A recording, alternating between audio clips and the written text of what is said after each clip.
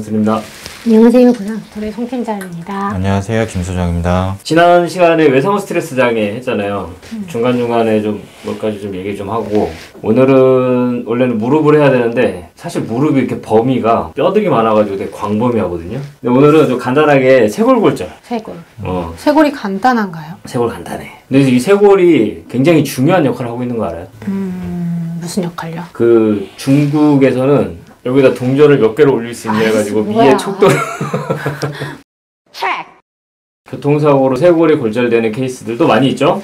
소장님? 보통 뭐 요즘엔 취미 활동 많이 하시는 거, 그렇죠. 자전거, 오토바이, 고라니 등등 타고 가다가 충격을 하면서 날아가면서 떨어지면서 아니면 직접적으로 부딪히면서 잘 부러져요. 되게 잘 부러져요. 예전에 저 아는 학교 선배가 보드 타다가 넘어져서 쇄골이 나간 적이 있었어요. 잘 부러져요. 되게 잘 부러지는 뼈 중에 하나거든요.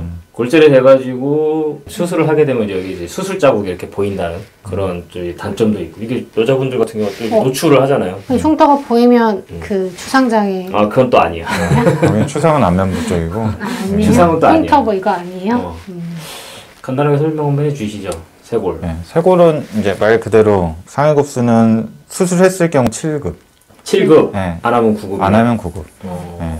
그 다음에 수술하는 경우가 근데 많진 않아요. 많진 않은데 골절이 되게 심하거나 분쇄골절. 근데 보통 간부 그렇게 살짝 그런 거는 안 하는 것 같은데 근데 이게 잘 부러지다 보니까 분쇄골절도 되게 많은 것 같아요. 분쇄는 수술을 하기는 하는데 그러니까 뭐 어떻게 골절 됐느냐, 그때 뭐 골절의 양태나 뭐 이런 거 말씀드렸지만 어떻게 골절 되느냐에 따라서 이제 수술 여부 결정이 되고 아까 말씀하셨듯이 이제 부위가 어디냐, 그러니까 이게 실제적으로 쇄골이 가슴 흉골 쪽하고 견갑골, 그러니까 뒷 날개뼈 쪽 그 부분을 같이 이제 연결이 되면서 팔의 거상, 그러니까 어깨로 올리는 운동 이런 부분을 도와주는데 실제적으로 이제 이게 딱 부러져 버리면은 뒤쪽 인대가 당겨지기 때문에 팔이 이제 뒤로 돌아가요. 그 부분을 막기 위해서 이제 보통은 수술을 하지 않는다면 이제 팔자붕대 고정을 해놓고 수술을 하는 경우는 보통은 절개를 해서 안에 이제 플레이트 판을 대고 나사로 이렇게 박아놓고 그렇게 이제 고정을 해놓고.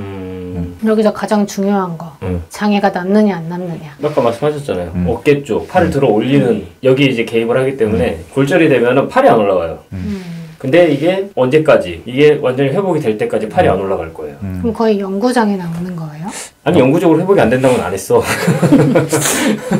영구적으로는 장애가 남는다는 건 아니고, 그러니까 그 부위 자체로는 장애가 나오는 부위는 아닌데, 아까도 말씀드렸지만 수술을 하고 이제 고정을 해놓으면 움직일 수가 없잖아요. 움직이지 못하면 어떻게? 좀 굳겠죠.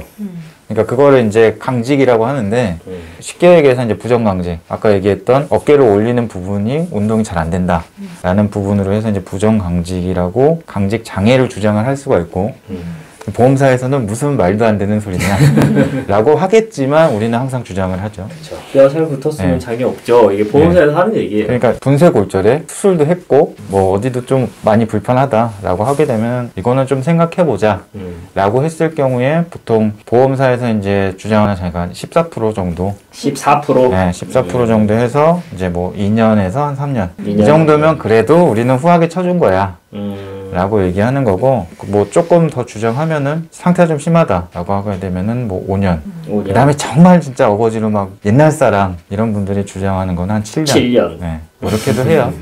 5년, 7년은 좀 거의 인정되는 경우는 못 봤고 흔히 보지는 못했던 것 같아요. 이쪽 경관절 쪽, 그러니까 어깨 쪽으로 많이 치우쳐가지고 쇄골골절이 심하게 된 경우에는 18% 나오는 경우도 있어요. 말 그대로 그거예요. 맥브라이드는 어떤 관절의 운동 범위를 측정을 해가지고 그게 어느 정도 불편하냐에 따라서 장애율이 결정이 되거든요. 그러니까 문제는 이거예요. 이게 어떻게 되느냐 안 되느냐, 이게 여기에 다 달려 있는 거예요.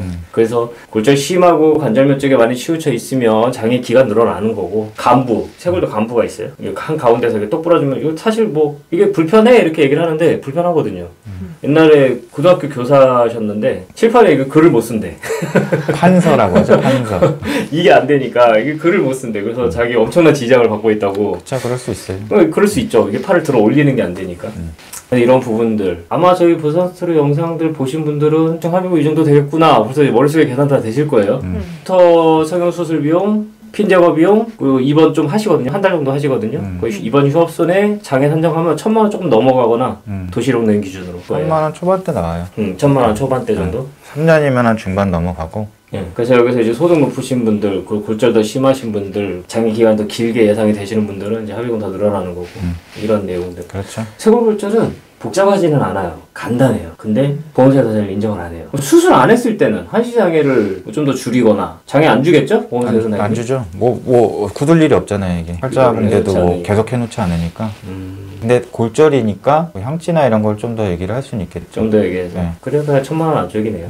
이게 어떤 뼈에 골절이 있으면 피해자분들은 합의금을 1,000만 원 이상 무조건 생각을 하시는 것 같아요. 수술을 했든 안 했든 그게 중요한 게 아니라 뼈 부러졌으니까 1,000만 원. 근데 뼈가 부러지면 어쨌든 힘드니까 통증이 되게 심하잖아요. 부러져 봤잖아요. 갈비뼈 아프더라. 엄청 아프더라.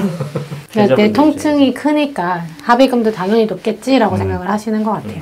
저희가 이런 설명들을 해드리는 이유가 뭐냐면 여러분들이 합의를 잘 될 수 있도록 설명을 해드리는 거거든요. 예를 들어서 쇄골이 골절이 됐는데 보험사한테 5,000만 원 요구를 해봐. 합의가 되나? 합의가 될 수 있는 금액대를 알려드리는 거예요. 그래서 잘 하실 수 있도록. 그래서 내용들은 이렇습니다. 그래서 쇄골이 골절된 경우에는 장애는 아까 14%에서 18%, 한시 2년, 뭐 3년, 5년, 7년. 영구장애는 못 봤어요. 저도 한 번도 못 봤어요. 그래서 이렇게 케이스가 된다라는 거. 뭐 더 얘기하실 거 있으신가요? 맞습니다. 시간 남는데 회전근개나 얘기 한번 해보실까요? 회전근개 안 돼. 너무 많아.